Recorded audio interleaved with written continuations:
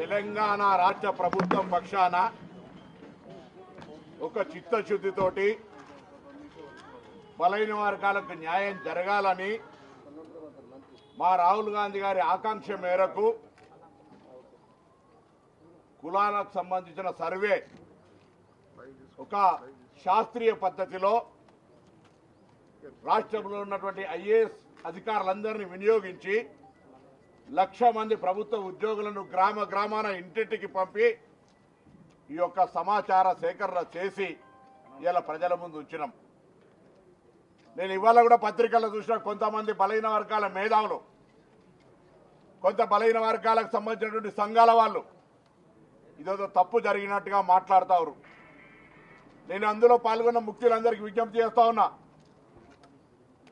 ఈరోజు మధ్యాహ్నం రాష్ట్ర మంత్రిగా కంటే ప్రభుత్వంలో బలహీన వర్గాల బిడ్డగా లేదా సమాజంలో ఒక బలహీన వర్గాల బిడ్డగా మీ సంశయాలను తీర్చడానికి మేము ఒక ప్రతినిధి బృందంగా మీరు ఏడికి రమ్మంటే అక్కడికి రావడానికి సిద్ధం.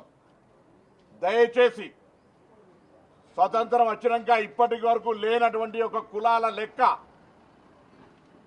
ఇలా కులాల లెక్క దొరికింది. మనకు న్యాయం జరగడానికి కొరకు 46%, 56%, 70%, 90%, ఆ శాతానికి న్యాయం జరగడానికి ఒక రోడ్ మ్యాప్ ఇవ్వని ప్రెషర్ చేద్దాం. ఇప్పుడు జరిగినటువంటి ఇన్ఫర్మేషన్ ఎగ్జిక్యూషన్ కు తీసుకుపోదాం. నిర్ణయం నివేదిక దాకా వచ్చింది. నివేదిక అమలు జరగడానికి కొరకు అందరం కలిసి ముందుకు పోదాం రమ్మని కోరుతా ఉన్నాం. మాకేం బేషిజం లేదు, మేము అందరం అందులో భాగస్వాములం. మేము ఇలా భాగస్వాములుగా ఈ పర్యవేక్షణ కార్యక్రమం సక్రమ నిర్వహణ జరిగిందని సంతృప్తిగా ఉన్నాం.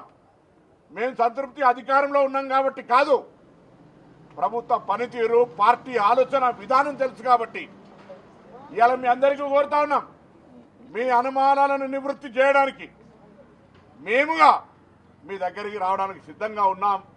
దయచేసి ప్రెస్ కాన్ఫరెన్స్ పెట్టి పబ్లిక్ను కన్ఫ్యూజ్ చేయడం, ఏదో కొంత రాజకీయపరమైన జోక్యం చేసుకోవడం వద్దు అని కోరుతా ఉన్నాం. ఇవాళ మనం ఒక ఉదాహరణ, స్వాతంత్రం వచ్చినప్పుడు గ్రామీణ ప్రాంత ప్రజాప్రతినిధులం. ఒక గ్రామానికి రోడ్డు లేకపోతే దీర్ఘకాలిక సమస్య అయితే రోడ్డు ఫార్మేషన్ చేసినాం. ఇవాళ కులాలకు సంబంధించి ఒక లెక్క వచ్చింది.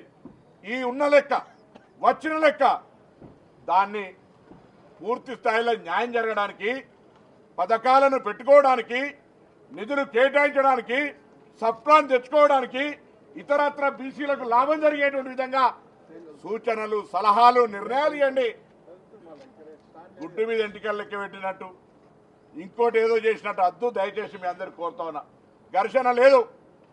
ఇలా బలహీన వర్గాలకు న్యాయం చేయాలనేటువంటి ఒకటే ఆకాంక్ష.